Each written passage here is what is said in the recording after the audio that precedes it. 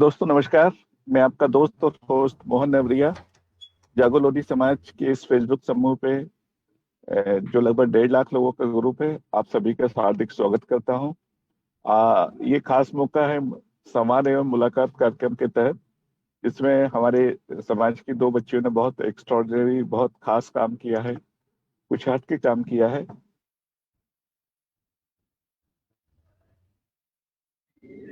उनसे हम बातचीत लोधी समाज के लिए किस करना चाहती हूँ।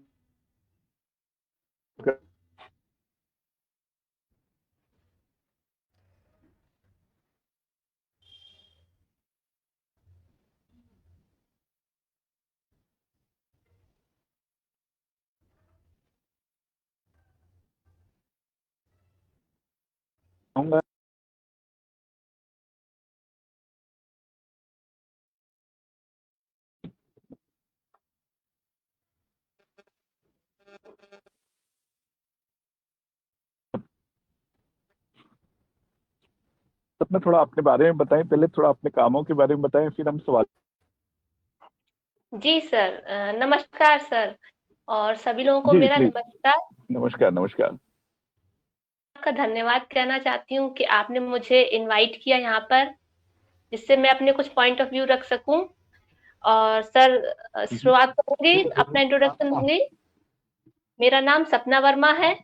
मेरे पिताजी विद्युत विभाग में जूनियर इंजीनियर के पद से रिटायर्ड है। मेरी माता जी हाउसवाइफ है। मैं इटावा उत्तर प्रदेश की रहने वाली हूँ। और मैंने अपना हाई स्कूल और इंटरमीडिएट यूपी बोर्ड से फर्स्ट डिवीजन से कंप्लीट किया। उसके बाद मैंने सन 2013 में सैफई यूपी यूएमएस यूनिवर्सिटी का एक एंट्रेंस एग्जाम क्वालिफाई किया, जिसमें मेरी ओवरऑल रैंक थी 73। और फिर मुझे गवर्नमेंट कॉलेज में GNM general nursing and midwifery में एडमिशन मिला। उसके बाद फिर मेरी स्टडी कंटिन्यू रही, और उस कोर्स को कंप्लीट करने के बाद मैंने आगे जो वो एक डिप्लोमा कोर्स था, उसके बाद मैंने फिर डिग्री कोर्स के लिए फर्दर अप्लाई किया। और फिर लखनऊ से मैंने अपनी पोस्ट बेसिक बीएससी नर्सिंग की डिग्री कंप्लीट की हिंद मेडिकल कॉलेज से। और उसके साथ ही साथ अपनी प्रिपरेशन तैयार रखी, जिसके बाद मैंने यहाँ आज सिलेक्शन ले पाया एम्स में। जी सर।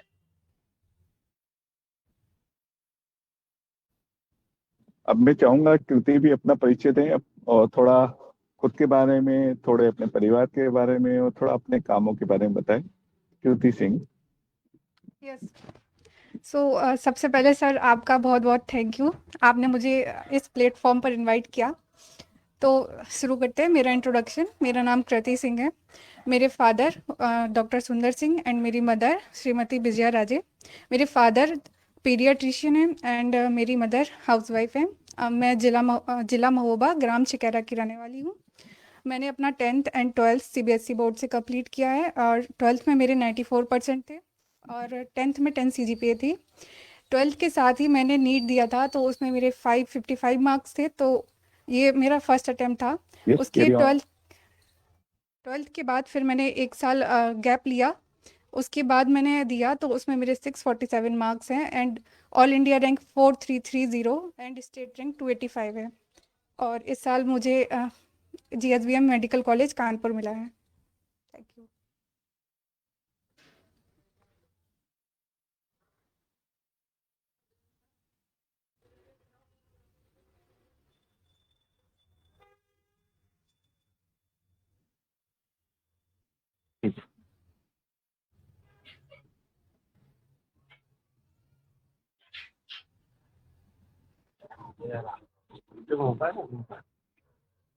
कृति जारी रखिए, हम सुन रहे हैं। थोड़ा और बताइए अपने कामों के बारे में, आपका क्या रहा है, आगे क्या करना चाहते हैं, फैमिली में कौन कौन है, क्या करते हैं वो, अपने भाइयों बहनों के बारे में, अपने माता पिता के बारे में। आपने बताया कि आप महोबा से हैं, और जी तो हम सर। जानना चाहते हैं कि आगे आप क्या करना चाहते हैं, कैसे करना चाहते हैं। तो सर, मेरे मेरे जो फादर हैं, मतलब मेरे जो ग्रैंडफादर हैं, हम्म। वो उनकी हम्म। किसान पृष्ठभूमि रही है एंड मेरे नाना नानी वो भी किसान पृष्ठभूमि से रहे हैं। एंड मेरी हम्म, छोटी सिस्टर है, वो अभी क्लास 9th में पढ़ रही है, यहीं कानपुर से। हम्म, और मैं एमबीबीएस अब आगे परस्यू करूँगी एमबीबीएस। उसके बाद मेरा आगे डॉक्टर बनने का ही सपना है, हम्म, कि मैं काफ़ी अच्छी डॉक्टर बनूँ। एंड हम्म, यस, इतना ही। बढ़िया, बहुत अच्छा है। सपना आपने भी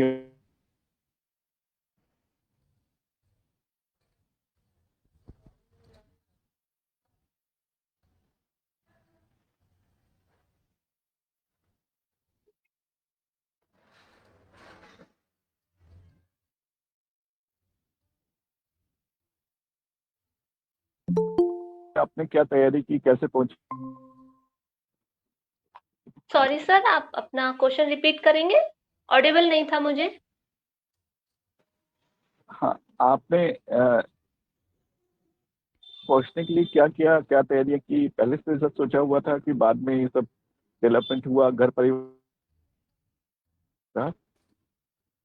यस सर, मैंने अपनी तैयारी घर पर ही रहकर की, जिसमें मेरे भाई का मुझे काफी ज्यादा सपोर्ट रहा। मेरी फैमिली में सभी लोगों ने मेरे स्टडी को लेकर हमेशा सपोर्ट किया। तो मुझे कहीं जाने की जरूरत नहीं पड़ती थी, जो भी गाइडेंस चाहिए था मुझे भाइयों से मिलता रहता था। क्योंकि मेरे 4 भाई हैं और चारों काफी अपने अलग अलग फील्ड में वर्क कर रहे हैं। 2 मेडिकल लाइन से ही हैं, एक इंजीनियर है। एक्सपीरियंस शेयर करते रहते थे, गाइडेंस देते रहते थे, जिससे मुझे बहुत हेल्प मिली। और जब भी ये इसका सिलेक्शन की बात रही, तो ये एक बाई चांस की बात थी कि मेरे भाई ने इसका अप्लाई किया। उनके गाइडेंस से ही मैंने घर पर ही रहकर प्रिपरेशन की और इसमें फिर सिलेक्शन हुआ। बहुत बढ़िया। कृति, अपने बारे में बताएं कि आपको कैसे सफलता मिली, कैसे क्या प्रयास किया? ओके सर, तो डॉक्टर बनने का सपना तो मेरा बचपन से ही था, क्योंकि मेरे फादर भी इसी लाइन में है, मेडिकल लाइन में। तो हम्म, कहीं ना कहीं बचपन से ही था कि डॉक्टर ही बनना है आगे जाकर। लेकिन तब हम्म, इतना ये मेरा विचार इतना प्रबल नहीं था। हम्म, फिर कुछ इंसिडेंट हुआ मेरी मदर के साथ। उनको पेनक्रियाटाइटिस हो गया उनको। तो ये मतलब उनको इतना पेन होता था। तो उसके देखकर मुझे और लगा कि नहीं, अब और मुझे अच्छा डॉक्टर बनना है। तो यही इसके बाद मैंने प्रिपरेशन करी, अपनी 11th से स्टार्ट की थी। 11th 12th मैंने फाउंडेशन किया हुआ है। तो जी प्लीज, जा रहे यहाँ हैं, जा मेरे रहे को हैं। वॉइस रिपीट कर रही है।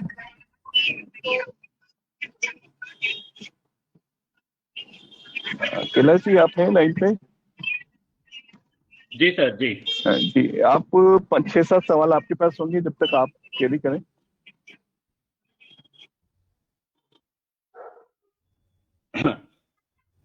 तो कृति जी आप जारी रखें। ये सर, तो मैंने 11th और 12th मैंने फाउंडेशन किया है कानपुर से ही। 11th और 12th के साथ ही साथ मैंने अपने प्रिपरेशन भी जारी रखी, और उसी के साथ मैंने नीट भी दिया था, जिसमें नहीं हो पाया मैंने मेरे पहली बार में। तो उसमें काफ़ी मुझे ख़राब लगा था, काफ़ी बुरा भी लगा था। तो उसके बाद एक वो हो जाता है उसके बाद कि आपको सोसाइटी भी आपको नेगेटिव कमेंट्स देने लगती है। तो मुझे बस यही प्रूव करना था कि नहीं, ऐसा मैं गलत नहीं हूँ, मैं कर सकती हूँ। तो उसके बाद मैंने 1 साल गैप लिया, उसमें अच्छे से प्रिपेयर किया, और बस मेरा रिजल्ट आज सभी के सामने है। जी। क-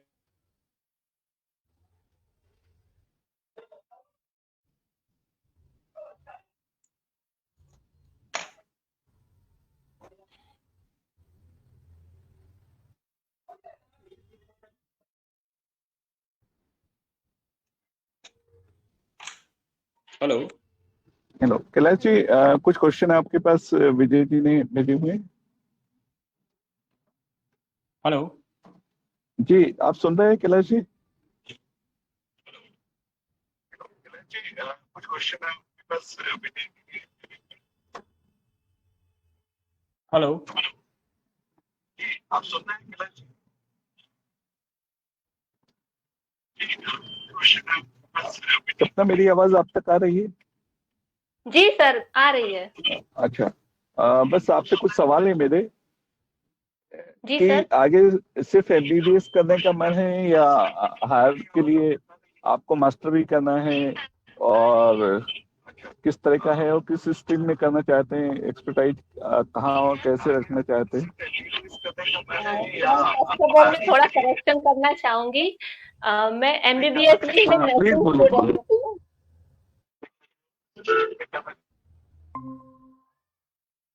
सर मैं नर्सिंग की स्टूडेंट हूँ, और अभी मैंने जो जॉब हासिल की है, हेलो। बट वो मेरा सॉरी।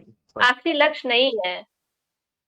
और अभी मैं आगे बहुत कुछ करना चाहती हूँ। ये जस्ट उसका एक पड़ाव है जो मैंने अभी पार किया है। मुझे अभी और हायर एजुकेशन करनी है, मैं पीजी करना चाहती हूँ। उसके बाद मैं आगे जाके टीचिंग लाइन में या तो लेक्चरर या प्रोफेसर के लिए परस्यू करूंगी, या फिर मैं इसको बेस बनाकर जो सिविल सर्विसेज है, मेडिकल लाइन से सिविल सिविल सर्विसेज की प्रिपरेशन करना चाहती हूँ। बिल्कुल, बहुत अच्छी बात है, बहुत अच्छी बात है। क्योंकि हमने देखा है कि हमारे काफी परिचित जिन्होंने एमबीबीएस किया है, इंजीनियर्स भी गए हैं, और इस तरह की एक बड़ी लंबी लाइन है। और मैं यही सवाल आपसे पूछता हूँ, क्योंकि यस सर। तो अभी तो सबसे पहले मुझे एमबीबीएस ही करना है। एमबीबीएस के बाद पीजी, एमडी या एमएस। तो अभी मैं सारे फील्ड्स को एक्सप्लोर करूंगी, उसके बाद ही कुछ मैं डिसाइड करूंगी। लेकिन यस, मुझे काफ़ी अच्छा, बहुत अच्छा डॉक्टर बनना है, और मेरा ये ड्रीम है कि बहुत बहुत अच्छा, बहुत अच्छी डॉक्टर, बहुत बड़ी डॉक्टर बनूं।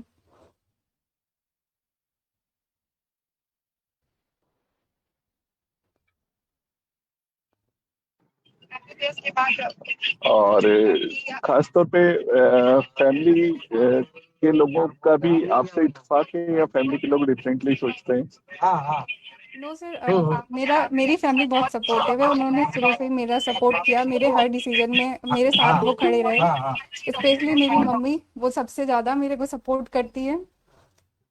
उन्होंने हमेशा, मतलब मुझे किसी भी चीज़ की ऐसे फील नहीं होने दिया। केवल वो कहती थी कि बस तुमको पढ़ाई करना है, तुमको बस प्रूव करके दिखाना है, और बाकी सब मैं संभाल लूँगी, तुम केवल पढ़ाई पे कंसंट्रेट करो। तो मेरी मम्मी का बहुत सपोर्ट रहा है, एंड मेरे फादर का भी बहुत सपोर्ट रहा है, मेरी सिस्टर, उसका भी बहुत सपोर्ट रहा है। एंड माता जी और मेरी मौसी, उनको भी मैं कहना चाहूँगी कि उन्होंने भी मुझे बहुत सपोर्ट किया है। और मेरी मौसा जी, उन्होंने ही मुझे गाइड किया था कि 11th-12th से प्रिपरेशन शुरू कर दो तुम आगे जाके नहीं कर पाओगी। तो उन सभी को भी मैं थैंक यू कहना चाहती हूँ। बिल्कुल, बहुत अच्छी बात है, बहुत अच्छे विचार हैं आपके। फैमिली भी आपको सपोर्ट करती है, आपके भाई बहन भी आपको गाइड और सपोर्ट करते हैं। बहुत अच्छी बात है। देखिए, ये अभी आपका पढ़ने का भी समय है और कुछ बनने का भी समय है, तो आपका करियर उसके बाद स्टार्ट होना है। और मैं ये पूछना चाहूंगा कि ये अभी विद्यार्थी जीवन हुआ, फिर करियर हो गया, प्रोफेशनल लाइफ हो गई, इसके साथ साथ हमने जिस समाज में हम पैदा हुए हैं, जिस कम्युनिटी में हमने जन्म लिया है, उसके लिए भी कुछ दिमाग में है सोच कि उसमें हम अपने भाई, छोटे आने वाली पीढ़ी को कैसे और क्या मदद कर सकते हैं? यस सर, ऐसा सोचा है कि जब मैं अपना डॉक्टरी का कंप्लीट कर लूँगी कोर्स, तो ऐसा मैंने सोचा है कि अपना हॉस्पिटल मैं खोलूँगी, तो उसमें मैं फ्री में इलाज लोगों का करूँगी। और इसके अलावा मुझे काफ़ी अच्छा लगता है कि जब किसी बच्चे को मुझे गाइड करना हो, तो मैं ऐसे बच्चों को भी गाइड करना चाहूँगी, अपने समाज के बच्चों को भी ऐसे गाइड करना चाहूँगी, अगर मुझे मौका मिला तो। मुझे मौका मिला तो मैं ज़रूर गाइड करना चाहूँगी। बहुत कुछ। सपना, यही सवाल मैं आपसे अगर पूछूं। जी सर, बिल्कुल।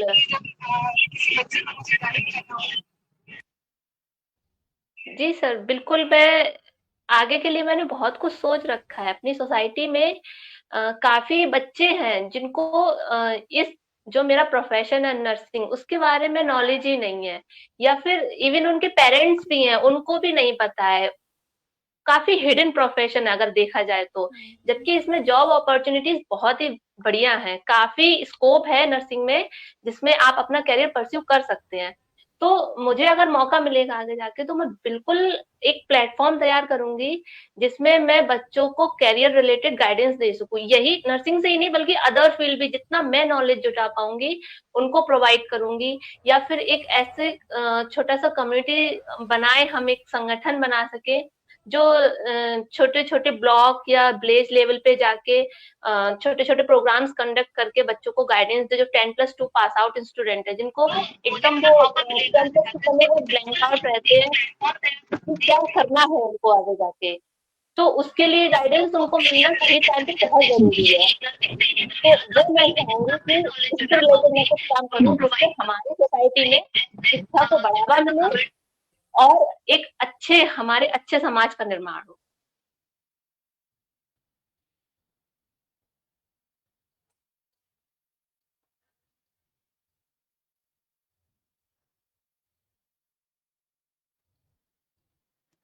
आई थिंक डिस्कनेक्ट हो गए हैं सर, नॉट एन इश्यू। बहुत अच्छा लगा, आप दोनों लोगों के विचार काफी मिलते हैं, और भविष्य मतलब समाज के बच्चों के भविष्य को लेकर आप दोनों ही अभी से चिंतित हैं, और उसके बारे में भी आप लोग सोच रहे हैं, जान के बहुत खुशी हुई। मेरा अगला प्रश्न है कृति जी आपसे। यस कुछ आप अपना जो नीट की आपने तैयारी की थी, जो 2 साल लगभग आपने शायद 11वीं के साथ ही शुरुआत की थी, तो अपने तैयारी के बारे में बताएं, आपने कहाँ से की, किस प्रकार की आपके अनुभव रहे तैयारी के समय, और सफलता सुनिश्चित करने के लिए एक विद्यार्थी को क्या क्या करना चाहिए, इसके बारे में थोड़ा सा प्रकाश डालें। Yes sir. तो 10th तक मैंने अपनी पढ़ाई छोटे कस्बे से की थी। उसके बाद मैं यहाँ 11th से कानपुर आई थी पढ़ने के लिए। तो यहाँ पर मैंने आकर 11th में कोचिंग ज्वाइन करी। उसके साथ मैंने डमी स्कूल ज्वाइन किया था कि मुझे स्कूल नहीं जाना पड़ता था। बस केवल कोचिंग जाया करती थी मैं। कोचिंग से आकर पढ़ा करती थी। तो मैं अपना रूटीन अगर बताऊं तो मेरी सुबह 7:30 से 1:30 बजे तक कोचिंग की क्लास रहा करती थी। उसके बाद आकर मैं थोड़ा बहुत रेस्ट करती थी। उसके बाद फिर से पढ़ने जुट जाती थी। तो मेरा यही रूटीन रहता था। तो 11th और 12th मेरा यही रूटीन रहा। उसके बाद मैंने एग्ज़ाम दिया था, तो उसमें मैं नहीं हो पाई थी। तो उसका मेन रीज़न था कि मेरी प्रिपरेशन उतनी अच्छी भी नहीं थी, और मेरा दूसरा रीज़न था कि मुझे अपने ऊपर आत्मविश्वास नहीं था मुझे अपने ऊपर। तो ये एक मेन रीज़न रहा था। तो उसके बाद मैंने गैप लिया था, तो उसमें मैंने जो किया वो मैं बताती हूँ। तो उसमें ना सबसे पहले आपको फ़ोकस रहना पड़ेगा अपनी पढ़ाई के ऊपर। किसी भी स्टूडेंट के लिए ये बहुत ज़रूरी है कि वो अपने गोल को देखे, उसको क्या अचीव करना है। इधर-उधर का डिस्ट्रैक्शन नहीं होना चाहिए बिल्कुल भी। और ये जो फैमिली में होता है, रिलेटिव्स वगैरह का डिस्ट्रैक्शन, कोई आ रहा है, कोई जा रहा है, ये सब भी नहीं होना चाहिए। एंड टीचर्स आपके जो बताते हैं उसी को फॉलो करना चाहिए। टीचर्स और आपके जो पेरेंट्स हैं, बस यही आपको सही गाइडेंस दे सकते हैं। इनको फॉलो करिए। और इसके अलावा हाँ, सोशल मीडिया का डिस्ट्रैक्शन वो तो बहुत ही बुरी चीज़ है। मैं किसी भी सोशल मीडिया प्लेटफॉर्म पर नहीं थी अपनी पढ़ाई के टाइम पर, प्रिपरेशन के टाइम पर। एंड एक चीज़ और बहुत मैटर करती है, वो है आपका फ्रेंड सर्किल। आपके फ्रेंड्स कैसे हैं, आप अगर जिस मतलब कहते हैं ना संगति का असर, तो आपकी संगति भी बहुत मैटर करती है। ऐसे फ्रेंड सर्कल में रहिए जो अपने गोल की तरफ मोटिवेटेड हो, वो आपको भी मोटिवेट करें। तो यस, ये भी होना चाहिए। एंड प्रिपरेशन अच्छे से, मतलब 7-8 घंटे तो रोज़ पढ़ना ही चाहिए खुद से, सेल्फ स्टडी कोचिंग के अलावा। फिर भी अगर जो बच्चा कोचिंग नहीं ले सकता है, तो ऐसा नहीं है कि सिर्फ कोचिंग लेने वाले बच्चे ही आगे जाकर सक्सीड हो पाते हैं। बहुत से बच्चे ऐसे होते हैं जो बिना कोचिंग के ही सक्सेस पा लेते हैं। तो अगर कोई ऐसा नहीं कर पा रहा है, तो उनको मैं यही कहूँगी कि कोई बात नहीं, बिना कोचिंग के भी सक्सेस मिल सकती है। लेकिन इतना मैं सजेशन देना चाहूँगी कि टेस्ट सीरीज़ आप किसी भी एक कोचिंग की ज्वाइन करें। केवल टेस्ट सीरीज़ अगर आप कोचिंग अफोर्ड नहीं कर सकते हैं तो आप टेस्ट सीरीज़ ज़रूर अफोर्ड करें, क्योंकि इससे आपका इवैल्यूएशन होता है। टेस्ट में आपके जो लास्ट में मार्क्स आते हैं वही आपके एक्चुअल एग्ज़ाम में भी वही मार्क्स रहते हैं, उसी के आसपास रहते हैं। तो टेस्ट कभी भी नहीं छोड़ने चाहिए किसी भी बच्चे को। तो बस यही सब है, और यही सबको फॉलो करके मैंने सक्सेस पाई है। ओके, टेस्ट सीरीज में आपने अपने कोचिंग की ही टेस्ट में पार्टिसिपेट किया है या उसके इतर भी आपने कहीं दूसरी टेस्ट सीरीज ज्वाइन की थी? नहीं सर, मैंने केवल अपनी कोचिंग की ही टेस्ट सीरीज ज्वाइन की थी, क्योंकि ज़्यादा अगर आप कई कोचिंग की कर लेंगे तो वो बहुत हेक्टिक हो जाता है। कई कोचिंग मेरी जो कोचिंग थी वो एनसीईआरटी बेस्ड उसका पेपर रहता था, तो मुझे वही सही लगा था। बाकी मैं तो ऐसे ही कहूँगी कि उसी कोचिंग का ज्वाइन करें जो आपको नीट का असली प्रारूप जो होता है उस हिसाब का टेस्ट प्रोवाइड कर सके। बहुत अच्छी बात बताई आपने। एक और मेरा प्रश्न है इसी से संबंधित। आई मीन नीट के एग्जाम के लिए सीबीएसई की जो बुक्स रहती है, सीबीएसई का जो सिलेबस रहता है, वो उसमें से कितना परसेंटेज है आपके अनुसार जो नीट के एग्जाम्स में आता है? तो सर नीट का पेपर पूरी तरह एनसीईआरटी बेस्ड होता है। सीबीएसई बोर्ड में एनसीईआरटी की बुक्स चलती हैं 11th-12th में, तो नीट का पेपर पूरा एनसीईआरटी से ही आता है।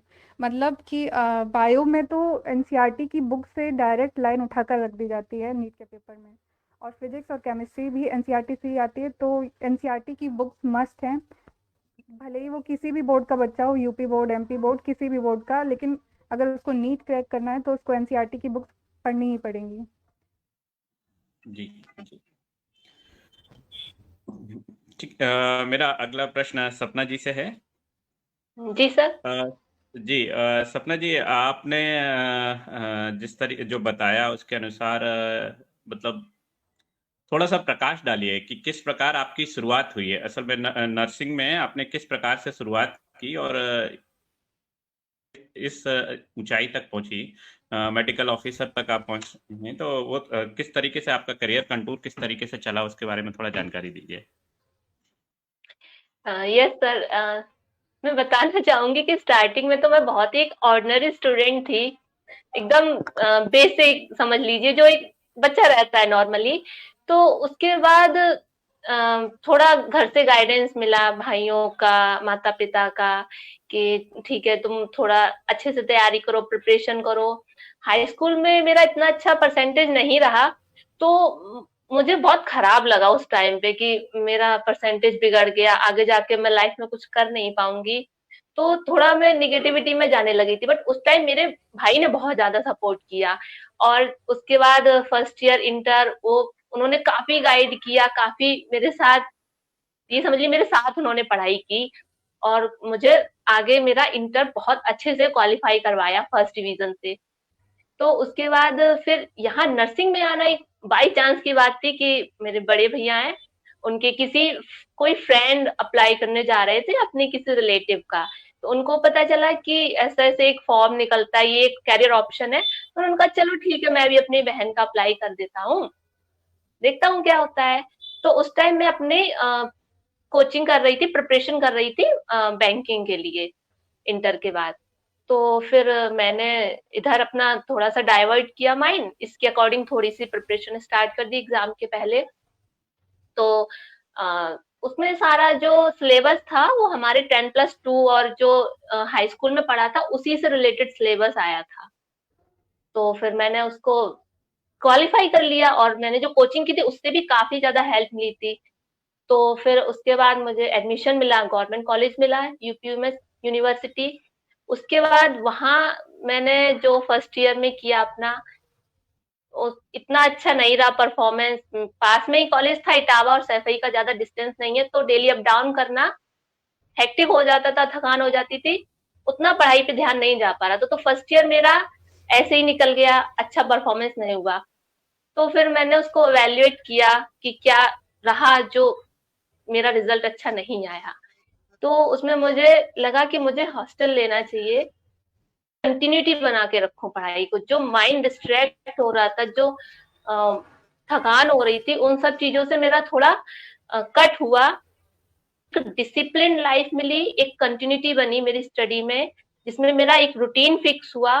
उसके बाद काफी अच्छा प्रोग्रेस हुआ और सेकेंड ईयर से ही मेरा रिजल्ट शो हुआ। मैंने अपना क्लास टॉप किया, थर्ड ईयर क्लास टॉप किया, इंटर्नशिप टॉप की, एंड एट द एंड मैं अपनी यूनिवर्सिटी टॉपर रही। और जिसके लिए मुझे बाद में जाके फ्लोरेंस नाइटिंगेल अवार्ड मिला, जो कि नर्सिंग में सबसे प्रतिष्ठित अवार्ड है, उससे नवाजा गया मेरे यूनिवर्सिटी में। तो वो बहुत ही एक अच्छा मोमेंट रहा मेरे लिए। जर्नी बहुत ही ब्यूटीफुल रही कि मेरा रूटीन ऐसा रहता था हॉस्टल में कि मॉर्निंग में इतना 5 या 6 ओ क्लॉक पर उठ के अपना स्टडी करना, प्रिपेयर होना कॉलेज के लिए, और उसके बाद कॉलेज जाना। 9 to 4 की क्लासेस रहती थी। अदरवाइज अगर हमारा क्लिनिकल ड्यूटी भी चलती थी साथ में हॉस्पिटल में, तो उसका शेड्यूल रहता था 8 to 2, 2 to 8 और 8 to 8, नाइट शिफ्ट 8 to 8 रहती थी। तो साथ में हमें ड्यूटी भी करना होता था, क्लासेस के साथ ड्यूटी भी चलती थी हमारी साइड बाय साइड। और तो हम उसमें अपना क्लिनिकल एक्सपीरियंस भी गेन करते थे। तो वहां पे बहुत इंजॉयबल होता था। वहां पे हम सीखते भी थे, मतलब लर्निंग बाय डूइंग था, हम करते थे, हमारे जो स्टाफ था वो हमें सिखाता था। इसके साथ ही एक कृति ने एक बहुत अच्छी बात थी, फ्रेंड सर्कल बहुत मैटर करता है। मैं उससे बिल्कुल इत्तेफाक रखती हूँ उस बात में कि मेरा जो फ्रेंड सर्कल था वो बहुत ही अच्छा था। हम लोग एक 8 लोगों का ग्रुप था। हम लोग आपस में एक दूसरे की स्टडी में हेल्प करते थे, एक दूसरे के नेगेटिव पॉइंट आउट करते थे, बताते थे कि तुमको इसमें मेहनत की जरूरत है। या फिर हमारे जो क्लिनिकल में आज सबकी अलग अलग ड्यूटी लगती थी, तो हम एक दूसरे का एक्सपीरियंस शेयर करते थे कि आज मेरे साथ ऐसे वार्ड में ऐसा हुआ, ऐसे ड्यूटी पर ऐसा काम हुआ, या मुझसे ये गलती हुई, तो ऐसा तुम मत करना आगे, अगर तुम उस वार्ड में जाते हो तो ऐसा काम वहां मत करना। तो ये सब चीजें काफी हेल्पफुल रही। एक मैं इवेंट बताना चाहूंगी कि मेरी एक फ्रेंड थी, उस आईसीयू में ड्यूटी करती थी।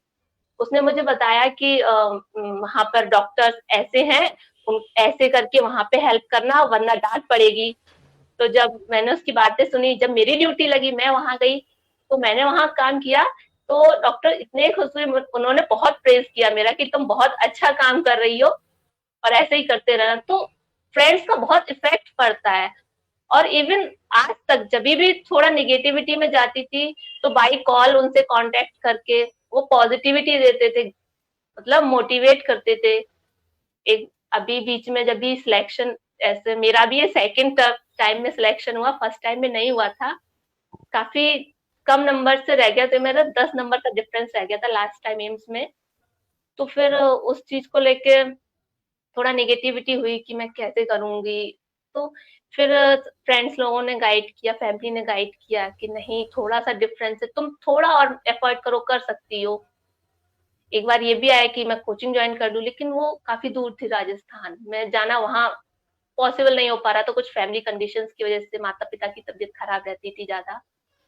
तो फिर वो लेकिन नहीं, तुम में इतना पोटेंशियल है और बेस स्ट्रांग है, तो तुम घर पे रह के भी अपना अगर थोड़ा ऑनलाइन कोचिंग्स की हेल्प लेकर, या टीचर्स ने काफी सपोर्ट किया, गाइड किया, तो उसके बेस पे फिर मैंने प्रिपरेशन की और वो जो डिफरेंस था उसको सेकंड टाइम में खत्म किया और फिर सिलेक्शन मिला। बस यही जर्नी रही। बहुत अच्छी जर्नी है। और हमारे जो दर्शक हैं, जो थोड़े से अनप्रिविलेज क्षेत्रों से आते हैं, छोटी जगहों से आते हैं, मुझे लगता है वो आपकी इस जर्नी से प्रभावित होंगे, प्रेरित होंगे। और जी वो भी अपने करियर में इसी तरीके से वो भी बढ़ सकते हैं। एक आपकी बातों से एक बात स्पष्ट होती है कि डिसीजन बहुत बड़ी मायने रखते हैं किसी के भी करियर में। डिसीजन का बहुत बड़ा प्रभाव होता है। बिल्कुल। अ, जी, चलिए इसी तारतम्य में मैं, क्योंकि आपका काफ़ी समय, आपका एजुकेशन, ग्रेजुएशन और अब आप पीजी में भी हैं, तो एक काफ़ी समय आपका गुजरा है एकेडमिक लाइफ में। तो मैं चाहूँगा जी थोड़ा सा आप अपनी हॉस्टल लाइफ के बारे में भी कुछ बताएं, जी कुछ सर। लाइफ एक्सपीरियंस शेयर करें। जी सर, हॉस्टल में सर एक हॉस्टल लाइफ बहुत इम्पोर्टेंट होती है देखा जाए तो, क्योंकि ओवरऑल पर्सनैलिटी डेवलपमेंट आपका हॉस्टल में होता है। आप वहाँ इंडिपेंडेंट लाइफ जीते हैं। घर में कहीं ना कहीं हम डिपेंड होते हैं अपनी फैमिली पे, माता पिता पे, भाई बहन पे। वहाँ आपको सब कुछ सेल्फ करना है, तो एक इंडिपेंडेंसी आती है वहां रहने से। और मेरा पर्सनल एक्सपीरियंस है, मेरा जो भी पर्सनैलिटी डेवलपमेंट है सारा हॉस्टल लाइफ की वजह से। वहाँ डिफरेंट टाइप के स्टूडेंट रहते हैं, हम तरह तरह के लोगों से मिलते हैं, उनके साथ रहते हैं। तो लेकिन ये भी आप नेगेटिव वे में भी इफेक्ट हो सकता है और पॉजिटिव वे में, वो आप पर डिपेंड करता है आप किस तरफ जाते हैं। तो हमें क्या करना है कि पॉजिटिव जिनके पॉइंट है वो पिकअप करने हैं, ना कि नेगेटिव। तो वहां हमें काफी लोग ऐसे मिले, हमारे सीनियर्स मिले, बहुत गाइड करते थे, हेल्पफुल थे। टीचर्स थे, टीचर्स हमारे काफी डिफरेंट डिफरेंट स्टेट्स के थे, मणिपुर से और अंडमान निकोबार से टीचर्स थे। तो वो अपने लाइफ एक्सपीरियंस शेयर करते थे, इवेंट शेयर करते थे, कैसे उन्होंने स्ट्रगल की लाइफ में। तो उनसे बड़ा मोटिवेशन मिलता था कि हाँ, अगर हमारे टीचर्स ने ये स्ट्रगल किया है, वो यहाँ पहुंचे हैं, तो हम क्यों नहीं पहुंच सकते, हम भी कर सकते हैं, हमारे टीचर्स ने किया है तो। उसके अलावा मैं ये बताना चाहूंगी कि वहां पर मैंने देखा कि एक हमारा मिडिल क्लास और लोअर क्लास के जो स्टूडेंट्स थे, वो गवर्नमेंट कॉलेज में ज्यादा सिलेक्शन ले रहे थे, क्योंकि मैंने गवर्नमेंट और प्राइवेट दोनों कॉलेजेस से स्टडी की है। और क्योंकि अपने डिप्लोमा कोर्स मैंने गवर्नमेंट से किया है और डिग्री कोर्स प्राइवेट कॉलेज से, तो एक बहुत बड़ा डिफरेंस था दोनों में कि जो प्राइवेट कॉलेज थे वहां पर अपर क्लास के लोग, जिनका फैमिली बैकग्राउंड अच्छा था, वही पहुंच पा रहे थे। मे बी उसका शायद एक ये रीजन हो सकता है कि फीस का, कि हमारे जो मिडिल क्लास की फैमिली है, हमारी सोसाइटी है, इतनी हायर फीस नहीं अफोर्ड कर पाती है और प्राइवेट में नहीं पहुंच पाती है। तो इसके लिए वही सेम मुझे लगता है कि कैरियर गाइडेंस हो, प्रॉपर प्रिपरेशन करें, तो गवर्नमेंट कॉलेज में इजीली सिलेक्शन लेके हम अपने समाज के बच्चों को बहुत आगे बढ़ा सकते हैं। और उनकी फैमिली के लिए भी इतना हेक्टिक नहीं होगा उनकी फी पे करना, क्योंकि बहुत मिनिमल फी रहती है गवर्नमेंट कॉलेजेस में। तो हम बिल्कुल कर सकते हैं अगर एफर्ट करें तो। बिल्कुल, असल में मेरा उद्देश्य भी यही था यह प्रश्न पूछने का कि एक अनुमान लगाया जा सकता है कि एक छोटे शहर के जो विद्यार्थी होते हैं उनका एक व्यक्तित्व कैसा होता है, और आज आपका व्यक्तित्व देखिए, इतना बढ़िया कम्युनिकेशन स्किल आपने डेवलप किया हुआ है अपना। तो ये जो परिवर्तन है ये किस प्रकार से आया, इसीलिए मैं जानना चाहता था, क्योंकि नो डाउट आपने बहुत अच्छी बात कही कि हॉस्टल लाइफ बहुत मायने रखती है। आप कोई संदेश देना चाहेंगे हमारे दर्शकों को, खासकर ऐसे दर्शकों को जो छोटे शहरों में या ग्रामीण क्षेत्रों में रहते हैं? बिल्कुल सर, मैं एक बहुत इंपॉर्टेंट बात कहना चाहती हूँ जो मुझे पर्सनली लगता है कि हमारे सोसाइटी में सभी पढ़ते हैं, लेकिन पढ़ने के बाद एक पॉइंट क्या आता है, उन्होंने जॉब पा ली और वो वहीं ठहर जाते हैं, अपनी लाइफ स्टार्ट कर देते हैं।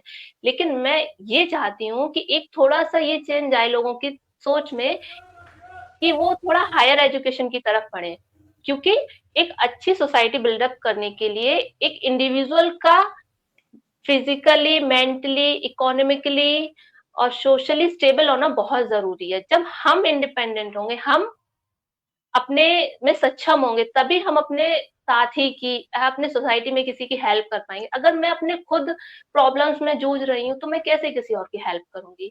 तो उसके लिए जरूरी है कि पहले हम खुद को स्टेबल करें। और मेरे ख्याल से वो जब हम हायर एजुकेशन, अच्छे और अच्छी पोजीशन पे पहुंचने के लिए अच्छी एजुकेशन जरूरत है, तो हमें हायर एजुकेशन को बढ़ावा देना चाहिए अपने सोसाइटी में, अ, तभी हम अच्छे से हमारे समाज का उत्थान हो पाएगा। जी जी बिल्कुल, बहुत अच्छी बात कही आपने। मेरा अगला प्रश्न कृति जी आपसे है। अ, अ, आप भी थोड़ा सा एक प्रकाश डालें कि आपके करियर में किसका आपको ज़्यादा सहयोग मिला, कोई आपका ऐसे शिक्षक जो आपके लिए प्रेरणा के स्रोत रहे हों, या आपके परिवार, आपके पिताजी, या ऐसे कोई भी, इसके बारे में थोड़ा सा प्रकाश डालें। यस सर, सबसे पहले तो मेरे सबसे बड़ी इंस्पिरेशन मेरे फादर ही रहे हैं। वो भी जी। डॉक्टर हैं, तो वो मेरी बहुत इंस्पिरेशन रहे हैं। उसके अलावा मेरे teacher doctor SP Singh sir, उन्होंने मुझे बहुत ज़्यादा मोटिवेट किया है।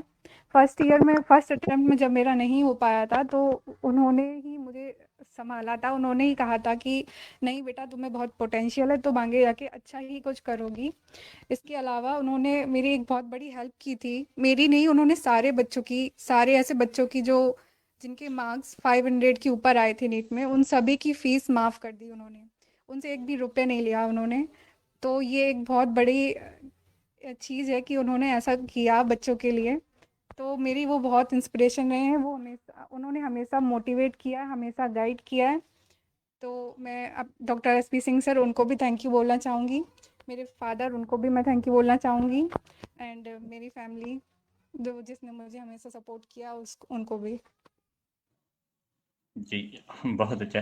अच्छा, मैं एक छोटा सा प्रश्न, मेरा क्विक क्वेश्चन, आपके क्लास का साइज कैसा था फर्स्ट ईयर में, आई मीन इन 12th, और उसके बाद जब आपने 12th पास होके सेकंड अटेम्प्ट जब आपने दिया, आई मीन तो आफ्टर 12th, क्लास अ, साइज क्या था, कितने हाँ, स्टूडेंट एक साथ बैठते थे? तो सर अभी इतनी अवेयरनेस नहीं है लोगों में कि वो 11-12 से ही प्रिपरेशन स्टार्ट करें। तो 11-12 में बच्चे कम ही रहते हैं। तो मेरी क्लास में साइज़ लगभग 100 बच्चों का रहता था 11-12 में। उसके बाद ओके। क्योंकि ज़्यादातर बच्चों को नहीं पता है, तो वो 12th कर कर आते हैं। तो 12th करने के बाद जब आते हैं बच्चे, तो उसमें क्लास में, एक क्लास में लगभग 200 to 300 बच्चे हो जाते हैं। तो ये अवेयरनेस बहुत ज़रूरी है कि बच्चे शुरू से ही प्रिपरेशन अपनी स्टार्ट कर दें, क्योंकि आज बहुत कंपटीशन बहुत ज़्यादा बढ़ गया है। तो पहले से प्रिपेयर होना बहुत ज़रूरी है। एंड 11th-12th, मुझे तो लगता है कि 11th से ही बच्चे को शुरू कर देनी चाहिए अपने प्रिपरेशन। एंड यस, कुछ बच्चे तो 9th से ही स्टार्ट कर देते हैं। तो मुझे इतना नहीं लगता है कि 9th से नहीं करना चाहिए, लेकिन yes, 11th-12th is a must. और ये अवेयरनेस फैलाना बहुत ज़रूरी है, क्योंकि बच्चों को पता ही नहीं रहता कि आगे जाके क्या करना है मुझको, मेडिकल में कैसे क्या परीक्षा होती है। गांव के जो बच्चे होते हैं उनको भी नहीं पता रहता उन, तो वहाँ जाना चाहिए, उनको बताना चाहिए कि इस फील्ड में ऐसे ऐसे होता है, यहाँ ऐसे करना चाहिए हमको, इसका ये एग्ज़ाम होता है। तो ये अवेयरनेस ज़रूर होना ज़रूरी है। ओके। कैलाश जब जी, मैंने एक सवाल पूछ लेता हूँ जी बीच में। Sir, sir please. सपना प्रीति दोनों से सवाल है कि जी आप सर। अपनी लाइफ में बहुत अच्छी पढ़ाई कर रहे हैं, समाज में आपके भाई बहन, फैमिली के मेंबर सब लोग आपको सपोर्ट कर रहे हैं, आपके टीचर्स भी कर रहे हैं, लेकिन जिस कम्युनिटी से आप आते हैं, उस लोधी समाज के जो संगठन है, उसके जो लोग हैं, समाज के लोग हैं, उन लोगों से आप दोनों को क्या अपेक्षा है, किस तरह के सहयोग की दरकार है, या दरकार नहीं भी है, जरूरत नहीं भी है, अगर वो करेंगे तो आपको अच्छा लगेगा, ऐसी क्या चीज हो सकती है?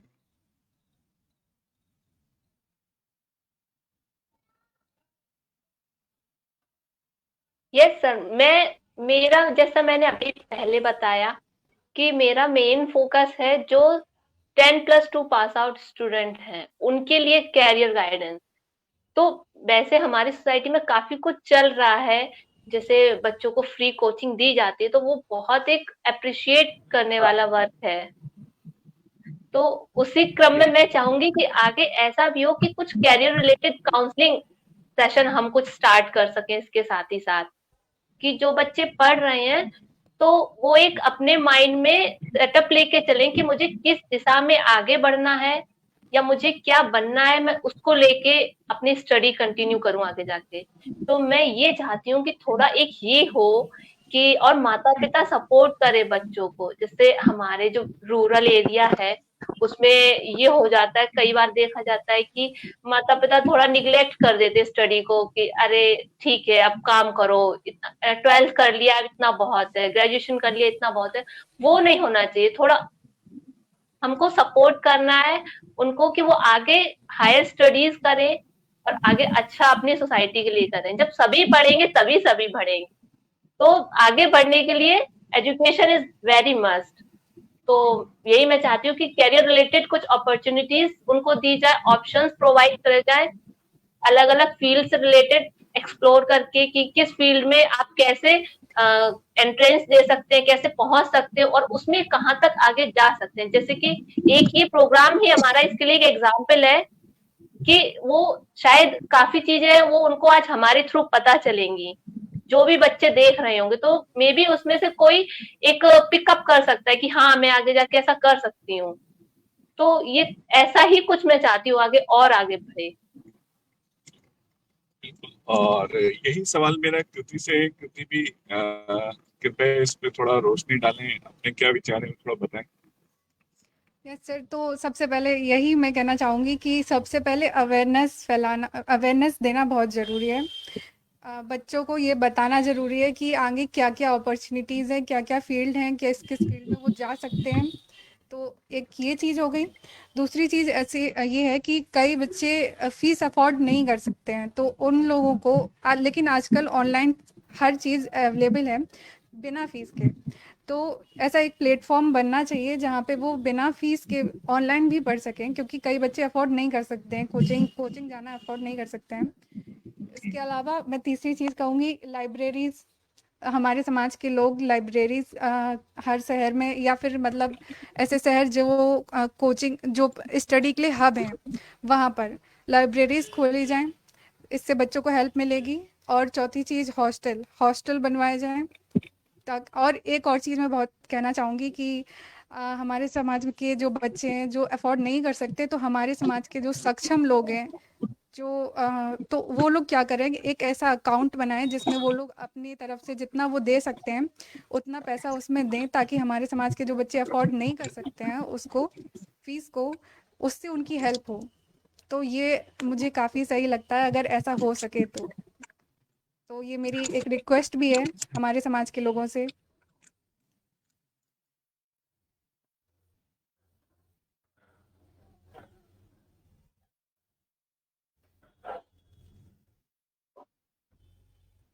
इसका आपने बताया कि गाइडेंस, सपोर्ट और मोटिवेशन, आप दोनों ने जो बताया उसका आशय यही है कि गाइडेंस, सपोर्ट और मोटिवेशन अगर समाज के लोग हम लोगों को देते रहें तो बहुत अच्छा परफॉर्म आप लोग कर सकते हैं।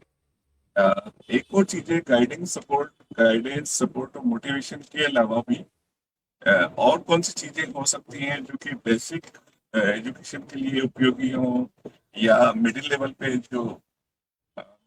होता है उसमें भी जरूरत होती है कुछ सुविधाओं की या सपोर्ट की। ऐसी कौन सी चीजें हैं जो समाज से अगर आपको मिल जाए तो बच्चे बहुत अच्छा परफॉर्म कर सकते हैं हमारे। आप दोनों थोड़ा बताएं ताकि समाज के लोगों में ये मैसेज जाए कि हमारी जो आने वाली पीढ़ी है, हमारा जो भविष्य है, वो अच्छा परफॉर्म कैसे कर सकता है। सर इसमें बेसिक जो फैसिलिटीज है उसमें मेन ये रहेगा कि अगर किसी की फैमिलीज में कुछ इश्यूज हैं या जिनकी वजह से वो बच्चा आगे नहीं बढ़ पा रहा है, नहीं पढ़ पा रहा है, कभी कभी फैमिली में कुछ कंडीशन अराइज हो जाती हैं। जैसे कि मैं अपना एग्जांपल दूं, मेरी फैमिली में भी काफी प्रॉब्लम्स हुई थी जब माता पिता दोनों की तबीयत खराब हो गई थी। तो एक टाइम ऐसा आया था कि स्टडी काफी छूट सी गई थी, फिर दोबारा उसको कंटिन्यू करना पड़ा। तो इसमें पेरेंट्स का और फैमिली का बहुत सपोर्ट रहा दोबारा से पिकअप करने में उस चीज को। तो उस चीज में फैमिली बहुत सपोर्ट कर सकती है। अगर फैमिली कंडीशंस हैं तो आप उनको थोड़ा सा साइड रख के अपने बच्चे को पढ़ने के लिए मोटिवेट करें। और इसके अलावा एक मैं ये कहना चाहूंगी कि अगर कोई स्टूडेंट वीक है तो उसको आगे बढ़ाने के लिए लाइक हमारे काफी अच्छे अच्छे लोग हैं हमारी सोसाइटी में। कोई फाइनेंशियली वीक है, कोई मेंटली थोड़ा सा वीक है, उसको थोड़ा पिक करने में टाइम लगता है, तो उस कोचिंग अटेंड करवा के, या फाइनेंशियली वीक है तो वन बाय वन अगर कोई हेल्प कर सकता है, वन टू वन, तो वो एक अच्छा स्टेप रहेगा हम अगर कर सकें तो वो ये सारी चीजें इंडिविजुअली हमको आपस में सोचकर ही अपने सोसाइटी के लिए करनी पड़ेंगी। हाँ, बड़े लेवल पर काम चल रहे हैं, काफी अच्छा हो भी रहा है। अब हमारी सोसाइटी में इतना पहले अवेयरनेस नहीं थी, अब काफी कुछ स्टार्ट हो गया है। तो इसी क्रम में आगे बढ़ता जाएगा धीरे धीरे। तो आई एम श्योर हम काफी अच्छा हम आगे कर दिखाएंगे सभी मिलकर।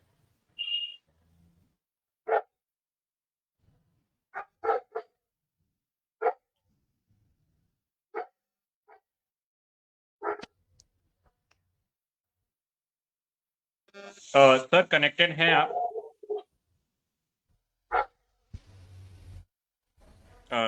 लगता है अभी वो डिस्कनेक्ट है। अच्छा, मेरा एक और प्रश्न आप दोनों लोगों से ही। सपना जी, पहले आप बताएं। जैसा कि हमारा ये कार्यक्रम का ही मैं उदाहरण लेता हूँ कि हमने कुछ प्रतिभावान बच्चों को इस कार्यक्रम में बुलाया है, पर वो सारी की सारी जो विद्यार्थी थे वो सारी लड़कियां ही हैं। जी ठीक है, ऐसा नहीं है कि हम लोग 22 हैं, बट देख रहे हैं कि जो समाज में जो लड़कियां हैं वो काफी आगे बढ़ रही हैं, नाम रोशन कर रही हैं। फिर भी ऐसा कोई संदेश आप देना चाहें हमारे ऐसी लड़कियों के लिए, उनके माता पिता के लिए, ताकि वो भी प्रेरित हों और अपनी बेटियों को आगे बढ़ाएं, इसके बारे में कुछ संदेश देना चाहें आप? बिल्कुल सर, बिल्कुल।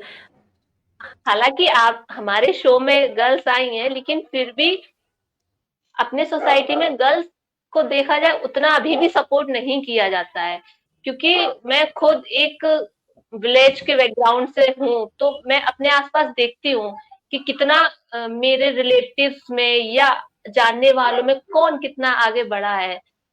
शायद काफी लोगों के बीच में मैं अकेली होंगी जो मैं आज यहाँ पहुंची हूँ। तो हम चाहते यही है कि सबको इक्वल अपॉर्चुनिटी मिले। मे बी कुछ गर्ल्स भी होती हैं जो शायद स्टडी के लिए इतनी फोकस्ड ना हो, तो वही है कि उनको थोड़ा सा गाइडेंस, और पेरेंट्स के लिए ये है कि वो अपने बेटे और बेटी दोनों को इक्वल समझे, इक्वली दोनों को पढ़ाएं, जिससे कि और मेन चीज ये है ना कि लड़कियों के लिए इंडिपेंडेंसी बहुत जरूरी है, क्योंकि आगे जाके वो दूसरे घर में जाएंगी, अलग एक फैमिली में रहेंगी, तो अगर वो खुद इंडिपेंडेंट होंगी, उनकी इंडिपेंडेंट थिंकिंग होगी, तो वो अच्छे से लाइफ में सरवाइव कर पाएंगी। अदरवाइज डिपेंडेंट होके उनकी लाइफ जैसे अभी तक चलता आया है फीमेल्स का वैसे ही रहेगा। तो एक चेंजमेंट के लिए हमें एजुकेशन, गर्ल्स एजुकेशन पर फोकस करना बहुत जरूरी है। ऐसा कि मेरा देखा जाए तो मेरी मम्मी इतनी पढ़ी लिखी नहीं थी, लेकिन उनका एक फोकस था, गोल था कि मुझे अपनी बेटी को पढ़ाना ही है और बहुत अच्छी जगह पर पहुंचाना है। तो वो उन्होंने किया, बल्कि बेटी को ही नहीं, उन्होंने अपने सभी बच्चों को बहुत अच्छे से पढ़ाया।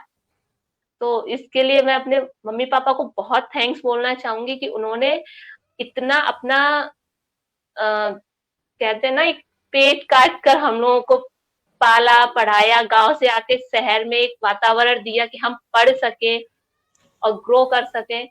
तो यस, वो बहुत जरूरी है, सभी, मेरी नहीं सभी की फैमिली में बहुत जरूरी है कि गर्ल्स को सपोर्ट करें आगे आने में, क्योंकि वो आगे जाके किसी पे डिपेंड ना रहे, अपनी इंडिविजुअल लाइफ जिए, अपनी इंडिविजुअल थिंकिंग रखें और सोसाइटी में इक्वली पार्टिसिपेट कर सकें। सभी बॉयज और गर्ल्स दोनों पार्टिसिपेट कर सके।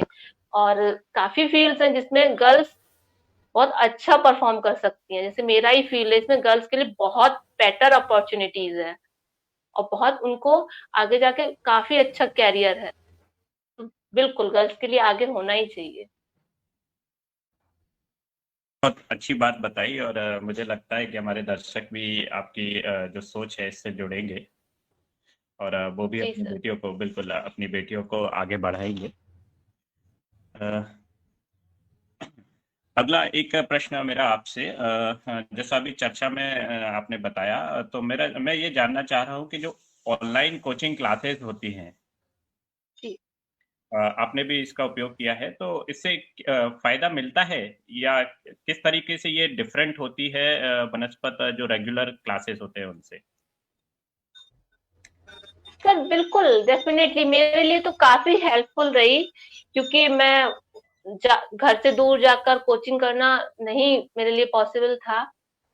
तो मैंने घर पे सेल्फ स्टडी करके अपना, और प्लस कोचिंग की हेल्प से ऑनलाइन कोचिंग अटेंड की, यूट्यूब पर वीडियोस रहते हैं उनसे काफी हेल्पफुल रहा, और काफी मेरे क्वेश्चंस एग्जाम में उससे आए भी। तो एक मेरा श्रेय उसको भी जाता है कि मैंने उससे पढ़ाई की, तो मुझे काफी हेल्प मिली उससे रिलेटेड। और प्लस इस फील्ड जो हमारा मेडिकल फील्ड है, इसमें प्रैक्टिकल प्लस थ्योरी दोनों इक्वली इम्पोर्टेंट है। आप जब थ्योरी और प्रैक्टिकल को कंबाइंड करके पढ़ेंगे तभी आपका जो सिलेक्शन है वो श्योर है। क्योंकि ओनली बुकिश नॉलेज यहाँ काम नहीं करती है जब तक आपको प्रैक्टिकल नॉलेज नहीं है। तो प्रैक्टिकल से रिलेटेड क्वेश्चंस भी ऑनलाइन क्लासेस में बताए गए थे, प्लस थ्योरी के भी। थ्योरी हम बुक से ही पढ़ रहे थे, लेकिन जो कोचिंग मैंने अटेंड की थी उसमें काफी स्टाफ था जो एम्स में वर्क कर रहा था, वो कोचिंग देते थे हम लोग को, वही पढ़ाते थे। तो वो उसी से एम्स के प्रोटोकॉल्स के अकॉर्डिंग ही हमको पढ़ाते थे, और क्या एम्स में क्या चीजें वैल्यू करती हैं या किस चीज पे फोकस रहता है, उसी से रिलेटेड वो पढ़ाया करते थे, प्रैक्टिकल वाला सारा। क्योंकि एम्स एक ऑटोनोमस बॉडी है, वो अपने उनका प्रोटोकॉल सारा अलग चलता है अदर इंस्टीट्यूशंस को देखते हुए, तो वो उनका फोकस सिर्फ उसी पे रहता था, एम्स से रिलेटेड सारा। Okay okay, correct. Kriti ji, आपसे भी मेरा यही सेम सवाल है। ऑनलाइन क्लासेस कितना बेनिफिशियल होते हैं? आपके अगर कोई अनुभव हो तो आप प्लीज शेयर करें। यस सर, ऑनलाइन क्लासेस तो काफ़ी बेनिफिशियल रहते हैं। जब मैंने भी अपनी प्रिपरेशन टाइम में ये बहुत यूज़ किया है। जब लॉकडाउन हो गया था तो ऑफलाइन क्लासेस पूरी तरह बंद हो चुकी थी, तो मैंने यूट्यूब पे पढ़ना शुरू किया था। और उसमें भी यूट्यूब पर भी कई लोग अपना कोर्स चलाते हैं, ऑनलाइन कोर्स, तो वो भी मैंने किया था। और यूट्यूब पे फ्री वीडियोस अवेलेबल रहते हैं, तो वो बहुत हेल्पफुल रहते हैं। तो मैंने पूरे लॉकडाउन उसी से ही पढ़ाई करी है। तो yes, online is a very good source, आप उससे पढ़ सकते हैं, और बहुत बेनिफिशियल रहता है वो ऑनलाइन। ओके, एक और मेरा क्विक सक्सेशन में आप ही से करती जी, असेसमेंट मतलब टेस्ट वगैरह किस तरीके से फिर कैरी आउट किए जाते हैं? मतलब ऑनलाइन तो आपने पढ़ाई की, अच्छी बात है, पर क्योंकि टेस्ट और क्वेश्चंस करना ये भी जरूरी होता है, तो वो आपने किस प्रकार किया? तो सर, ऑनलाइन टेस्ट भी अवेलेबल रहते हैं एंड ऑफलाइन टेस्ट भी अवेलेबल रहते हैं। अगर ऑनलाइन टेस्ट की बात करा जाए तो वो ऐसे ऐप डाउनलोड कर सकते हैं आप। कई कोचिंग्स के ऐप रहते हैं, वरना ऐसे कई कोचिंग्स के पेपर भी ऑफलाइन ऐप्स में ही डले रहते हैं, और उसके सॉल्यूशंस भी उसी में प्रोवाइड किए जाते हैं। तो आप आप ऐसे जी जी, आपने ऐसा कोई ऐप यूज किया हो, हमारे दर्शकों को जानकारी देना चाहें उसके बारे में?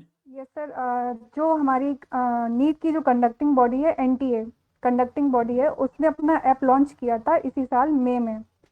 उसमें ओके वो रोज़ एक पेपर डालते थे ऑनलाइन, और ओके। उसका सॉल्यूशन भी।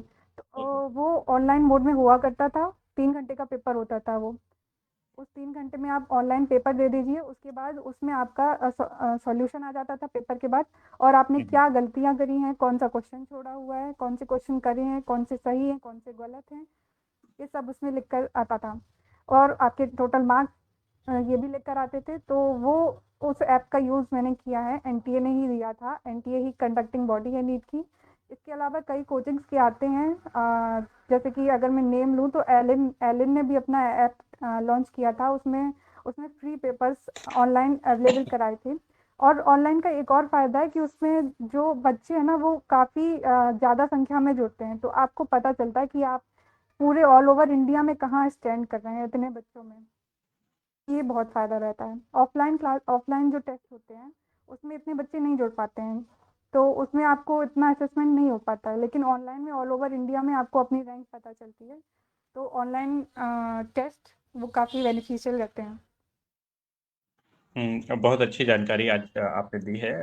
आई थिंक हमारे जो दर्शकगण हैं वो इसका लाभ जरूर उठाएंगे। मेरा एक और प्रश्न इसी सक्सेशन में मैं पूछूंगा। अगर कोई विद्यार्थी है जो सेल्फ स्टडी करना चाहता है, ठीक है, तो उसको किन किन बातों का ध्यान रखना चाहिए और किस तरीके से उसको अपनी सेल्फ स्टडी को मतलब किस तरीके से प्लान करना चाहिए, उसके बारे में अगर कोई प्रकाश डालना चाहें आप। तो सर, सेल्फ स्टडी में सबसे ज़्यादा ज़रूरी है फोकस, क्योंकि सेल्फ स्टडी में सब कुछ आपके ऊपर डिपेंड करता है, आप कैसे कर रहे हैं। तो सेल्फ स्टडी में ये आपको अपना खुद से ही करना है। तो रोज़ एक प्लान बनाइए कि आज मेरे को इतना टॉपिक करना है, ये पढ़ना है। रात में रात में जब आपने पूरा टॉपिक पढ़ लिया पूरे दिन में, तो रात में उसको रिवाइज़ करें कि आज मैंने ये वाला टॉपिक कर लिया है। और एक बार पूरे दिन का रिव्यू करिए। उसके बाद अगले दिन का फिर से एक डायरी में नोट डाउन करें प्लान कि आज मुझे ये चैप्टर पढ़ना है, इससे इतना कंप्लीट करना है, ये आज मुझे इतना टेस्ट देना है, 3 घंटे का टेस्ट देना है। और उसको भी असेसमेंट करना है। और अगर कोई बच्चा सेल्फ स्टडी कर रहा है, घर पे ही रह के कर रहा है, तो टेस्ट ज़रूर दे। टेस्ट मस्ट है। टेस्ट के बाद टेस्ट देना जितना मस्ट है, उसके बाद उसका असेसमेंट करना उससे भी ज़्यादा ज़रूरी है। तो मेरे फर्स्ट अटेम्प्ट में मेरी यही गलती रही थी कि मैं टेस्ट देती थी, लेकिन उसके बाद उसको असेसमेंट नहीं उसका करती थी, उसका एवेल्यूशन नहीं करती थी मैं। तो टेस्ट के बाद उसका एवेल्यूशन बहुत ज़्यादा ज़रूरी है। तो ये सेल्फ स्टडी करें, टेस्ट रेगुलरली दें, टाइम से दें, और अपना कोर्स वो भी अपना कंप्लीट करें टाइम से ही। और इस बार मैं ये कहना चाहूँगी, जो नीट दे रहे हैं बच्चे, उनके पास काफ़ी कम टाइम बचा है, उन्हें काफ़ी कम टाइम भी मिला है, तो उनके लिए और ज़्यादा ज़रूरी है कि वो और ज़्यादा फोकस्ड होकर पढ़ें, क्योंकि उनके पास अब टाइम बहुत कम बचा है। जी, और बहुत ही अच्छी जानकारी दी आपने। आशा है हमारे जो दर्शकगण हैं, जो विद्यार्थी हैं, वो इससे ज़रूर लाभान्वित होंगे।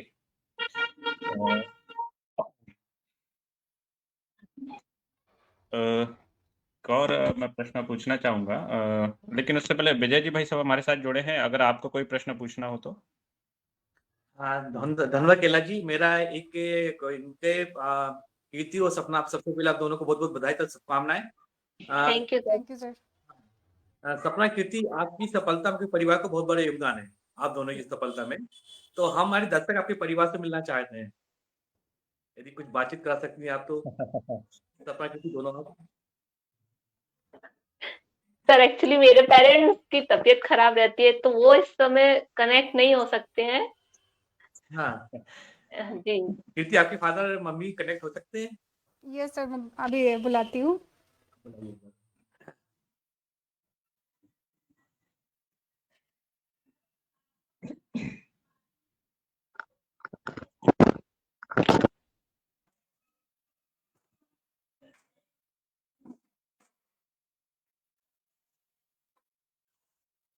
बहुत स्वागत है डॉक्टर साहब आपका जागरूक समाज मंच के ऊपर।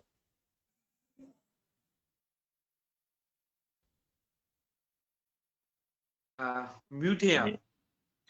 बहुत-बहुत स्वागत है सर हमारे इस मंच पर। सर आप लोगों को बहुत बहुत धन्यवाद, सभी लोगों को सर मेरा प्रणाम। जी, नमस्कार। विजय जी आप जारी रखें। हाँ, सर आपकी बच्ची ने बहुत ही बढ़िया काम किया, समाज का नाम रोशन किया हुआ है, तो इसकी सफलता में आपका बहुत बड़ा योगदान है। तो आप हमारे समाज के जो पेरेंट्स हैं, जो आपके माता पिता हैं, उनके लिए आपका क्या संदेश है उनके बच्चों की तरक्की में? सर किस प्रकार जो से भी योगदान दे बच्चे सकते हो? सर जो भी बच्चे तैयारी कर रहे हैं इस तरह से, किसी भी एवं नीट नहीं, कोई भी प्रतियोगी परीक्षा की तैयारी कर रहे हैं, पेरेंट्स का रोल है कि बच्चे को मतलब उसकी पहली बात क्या नीड है, बच्चे को उसकी नीड प्रोवाइड करने की कोशिश करना, और जो उनकी पेरेंट्स की जो एजुकेशन है उस लेवल से वो अपना जितना सहयोग दे सकते हैं। जैसे पिछले साल ये बच्ची थी मेरी, वो उसके कुछ मार्क्स से कम रह गई थी, तो उस समय ये बहुत घबराई हुई थी, और इसे एक इमोशनल सपोर्ट की ज़रूरत थी, क्योंकि घबराहट के मारे ये कहने लगी थी, पापा अब तो मैं कोटा जाऊंगी और अब मैं यहाँ रह के पढ़ाई नहीं कर पाऊंगी। तो मैंने इसको समझाया, मैंने कहा बेटा इसमें जो तुम्हारे मार्क्स कम रह गए ना तो तुम्हारी गलती है ना कोचिंग की गलती है, क्योंकि इस एक साल जो पहले हुआ था उससे, और 2018 में उसी मार्क्स में इसको आराम से एमएलएन मेडिकल कॉलेज मिल जाता, लेकिन इस बार कुछ भी नहीं मिल रहा था क्योंकि मेरिट हाई हो गई थी। तो मैंने कहा गलती इसमें तुम्हारी नहीं है बेटा, तुम्हारी कोचिंग की भी नहीं है तुम, और इसके साथ तुम 12th का एग्जाम का प्रेशर भी था, तो तुम्हें जो है एग्जाम का जो प्रेशर एक तो इसका था, और मार्क्स भी तुम्हारे ऐसे गड़बड़ नहीं आए हैं। अगले साल श्योर है, मैं कंफर्म करता हूँ, तुम इसी तरह से पढ़ोगी, इतनी ही मेहनत में तुम्हारा सफलता निश्चित है। तो पेरेंट्स का एक मैं ये कहना चाहूँगा कि जो भी पेरेंट्स हैं, बच्चे पर अनावश्यक प्रेशर न डालें। बच्चा अगर जो है किसी कारण से परेशान है स्टडी को लेकर, तो बच्चे को इमोशनल सपोर्ट ज़रूरी है, प्लस उसका जो टारगेट है, बच्चे को टारगेट उसको उसको सही राह दिखाना। पिछली बार जब मेरिट हाई गई, तो मैं बिटिया को यही कहा था, कृति को, मैंने कहा बेटा इस बार मेरिट हाई गई है, और सभी जो पढ़ने वाले बच्चे हैं वो अपना टारगेट रिवाइज करेंगे। पहले 600 नंबर बहुत माना जाता था कि 600 नंबर मार 720 में 600 नंबर का टारगेट बना के अगर चले बच्चा तो 570, 560, 550 भी पा जाएगा तो कोई ना कोई कॉलेज उसको, ओल्ड कॉलेज मिल जाएगा उसको। लेकिन मैंने कहा अब चूंकि मेरिट हाई गई तो सभी बच्चे अपना टारगेट रिवाइज करेंगे, तो मैं भी अपना टारगेट रिवाइज करना पड़ेगा। अब वर्चुअली तुम ये मान के चलो कि तुम्हें नीट टॉप करना है। जब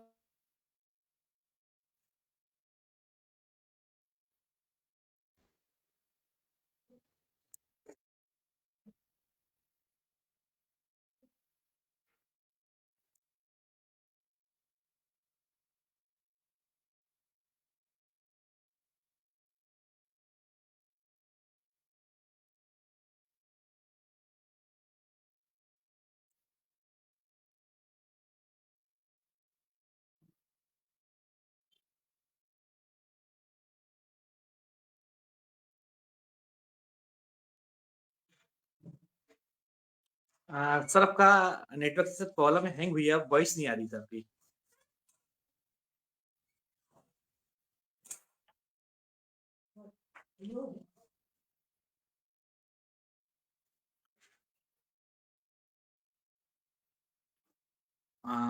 हेलो डॉक्टर साहब।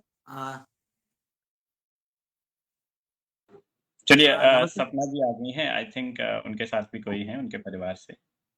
हाँ, जी सर, पेरेंट्स तो नहीं है इस समय, मेरे भाई है, वो है साथ में।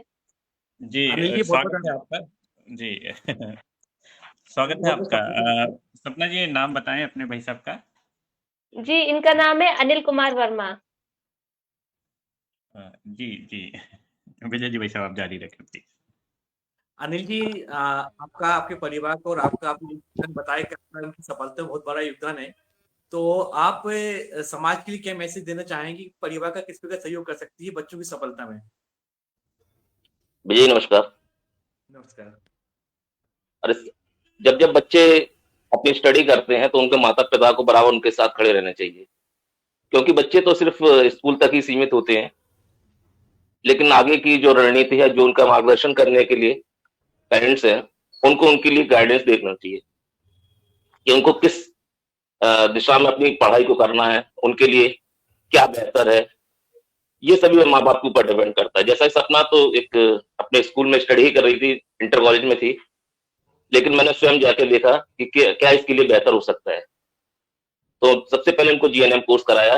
जब एक बार सपना हॉस्टल पहुंच गई, जीएनएम कोर्स करने लगी, तो उसके बाद उसने खुद अपनी रास्ता खुद चुनी है। तो सबसे महत्वपूर्ण पेरेंट्स के लिए यही है कि अपने बच्चों को रास्ता दिखाए। सर मेरा अगला क्वेश्चन ये है कि हमारे समाज की जो सामाजिक संगठन है, उनसे आप क्या अपेक्षा करते हैं? एज ए पेरेंट्स या एज ए परिवार के मेंबर होने के नाते वो किस प्रकार सहयोग हो सकते हैं, हमारे बच्चों की पढ़ाई में सहयोग किस प्रकार सहयोग कर सकते हैं? हमारे समाज में योग्यता की कमी नहीं है विजय जी, लेकिन सही रास्ता दिखाने वाले लोग कम हैं। तो मैं सामाजिक संगठनों से या जो समाज सेवी उनसे एक ही निवेदन करूंगा कि जो बच्चे बहुत अच्छे पढ़ाई में हैं, उनको देखें और वो किस दिशा में जा सकते हैं, चाहे वो डॉक्टर बने, इंजीनियर बने या जो भी क्षेत्र है, तो उसको गाइडेंस अलग अलग क्षेत्रों में बच्चों को मिलना चाहिए। ऐसी व्यवस्थाएं की जानी चाहिए। सर जैसे आप भी सर अखिल भारतीय लोधी सभा में जिला अध्यक्ष के पद पर शोभित हैं, तो सर आप आपके यहाँ पर जो बच्चे हैं उनका आप किस प्रकार से सहयोग कर रही है आपका संगठन, उसके बारे में कुछ प्रकाश डालेंगे सर आप?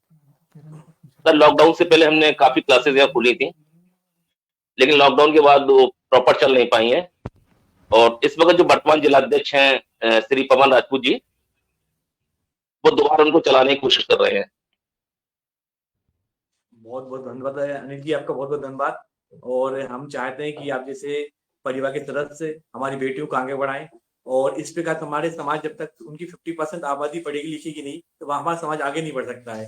उसके लिए मैं आपके पूरे परिवार को नमन करता हूँ। आपका बहुत बहुत धन्यवाद। धन्यवाद। डॉक्टर, इसके अलावा सर आप कोई संदेश देना चाहेंगे समाज के लिए?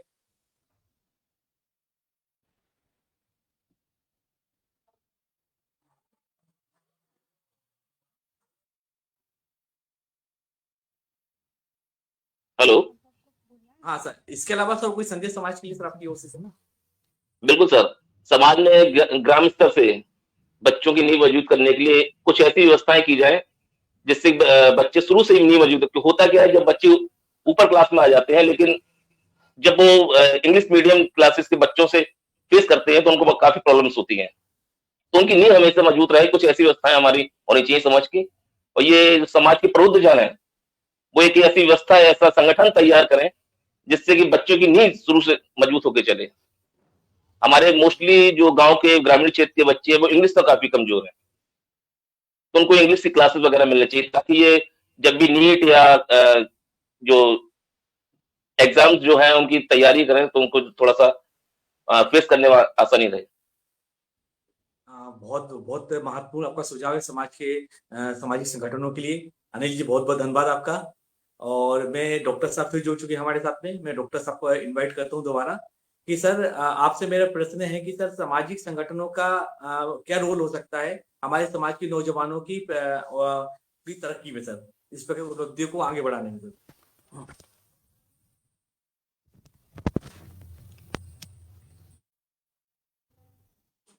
हाँ सर डॉक्टर साहब मैं दोबारा हमारे समाज के लोग अक्सर ही सर दौरे पर रहते हैं और जब विभिन्न क्षेत्रों में जाते हैं, लोगों से मिलते हैं, तो कोई एक्स्ट्रा एफर्ट ज़्यादा करने की ज़रूरत नहीं है।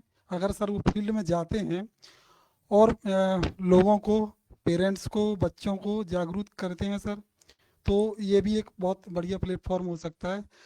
फॉर एग्जांपल सर मैं अपना एग्जांपल दूं, जब मैं इंटरमीडिएट में पढ़ता था उस समय ना तो कोई सोशल मीडिया होती थी, ना कोई जानकारी का अन्य स्रोत होता था।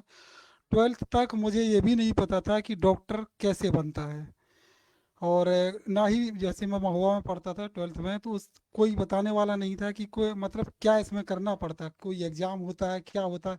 केवल इतना मालूम था हाँ बायोलॉजी जो ले लेता है वो आगे चल कर के डॉक्टर बन सकता है, लेकिन किस तरह से पता ही नहीं होता था। तो सर अभी भी गाँव में बहुत कुछ स्थिति ये है। 2-3 दिन पहले मैं अभी एक स्टूडेंट का इंटरव्यू देख रहा था कोचिंग से, वो लगातार 7वीं 8वीं बार एग्ज़ाम दे करके तब अभी निकला है। तब वो बता रहा था कि हम लोगों को इंटर तक नहीं पता था कि जो है कैसे डॉक्टर बनते हैं। तो अभी भी ये स्थिति कई जगह है गाँव में। तो हमारे जो सदस्य जाते हैं इस तरह से, लक्ष्य के सदस्य हो गए, सभी सामाजिक संगठनों के सदस्य हो गए, फील्ड में जाते हैं, तो मेनली एजुकेशन के बारे में पेरेंट्स को और जो बच्चे हैं उनको जागरूक करें, तो ये एक अच्छी चीज़ हो सकती है सर। एक अच्छा प्लेटफॉर्म हो सकता है, बच्चे को एक डायरेक्शन मिलता है सर। कहते हैं ना सर कि मन में जो कोई एक शब्द भी किसी के अच्छे से स्ट्राइक कर गया तो उसे डायरेक्शन मिल सकता है। तो कोई जो बच्चा, कई बच्चे हैं सर जो अच्छा कर सकते हैं, पढ़ सकते हैं, लेकिन उनको जानकारी नहीं है, उनको अगर ज़रा सा भी गाइडेंस मिल जाए कहीं से तो वो अपना रास्ता सर सीधे अपना बना सकते हैं सर। जी सर। बहुत बढ़िया सुझाव डॉक्टर साहब का, बहुत बहुत धन्यवाद डॉक्टर साहब का। और इसके अलावा डॉक्टर साहब समाज के लिए आपका आपकी ओर से कोई संदेश? मेरा सर संदेश यही है कि अपने बच्चों को पढ़ाएं, परिवार सीमित रखें। बिना एजुकेशन के आजकल सर जो कुछ भी हमारा समाज है बिना एजुकेशन के तो आगे नहीं बढ़ सकता है। तो पढ़ाएं, बच्चों को सपोर्ट करें, और जो कुछ हमारे समाज में कुछ बुराइयां हैं, कुछ सबसे मतलब मैं कहना चाहूँगा कि कोई किसी तरह की नशेबाजी या इस तरह की मद्यपान वगैरह, इन चीज़ों से अगर दूर रहेंगे तब अपने एक परिवार में स्वस्थ वातावरण दे पाएंगे, बच्चे भी आपसे अच्छा कुछ सीख पाएंगे। तो अपने परिवार का वातावरण अच्छा रखें, अपनी सोच सीमित रखें, मतलब सोच अच्छी रखें और एक स्वस्थ वातावरण दें। जब स्वस्थ वातावरण परिवार में मिलेगा तो आपके बच्चे भी जाहिर सी बात है कि अच्छा संस्कार पाएंगे और अच्छी दिशा में बढ़ने की कोशिश करेंगे। तो अपना परिवार को स्वस्थ रखिए, स्वस्थ वातावरण रखिए और बच्चों को सही दिशा में उनको गाइड करिए। जी सर। बहुत बहुत धन्यवाद डॉक्टर साहब। कितनी आप अपनी मम्मी से मिलाना चाहती थी आप? मुझे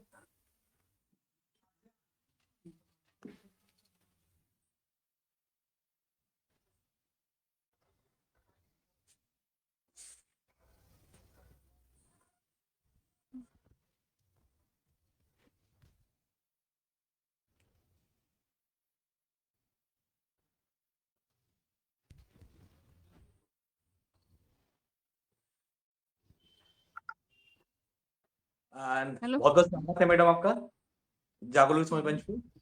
मैडम बहुत बहुत नमन सभी को, मेरा सभी महान भावों को, आभार सभी का। आपने मुझे और मेरी बेटी को इस मंच में लाए, इतने बड़े जागो लोधी समाज के मंच में आपने आमंत्रित किया। बहुत बहुत आभार व्यक्त करती हूँ आप सभी लोगों का, और सपना बेटी को भी हार्दिक बधाई, शुभकामनाएं मेरी तरफ थैंक से। You aunty.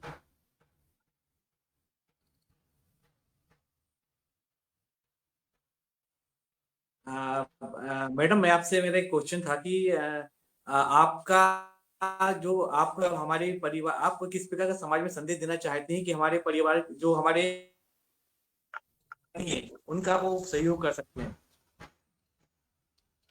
क्या सर, मैं सुन नहीं पाई। कि हमारे जो परिवार के जो पेरेंट्स हैं, वो स्टूडेंट की पढ़ाई में किस प्रकार सहायक हो सकते हैं, उनकी सफलता किस प्रकार सहायक हो सकते हैं, उसके बारे में समाज को संदेश देना चाहते हैं।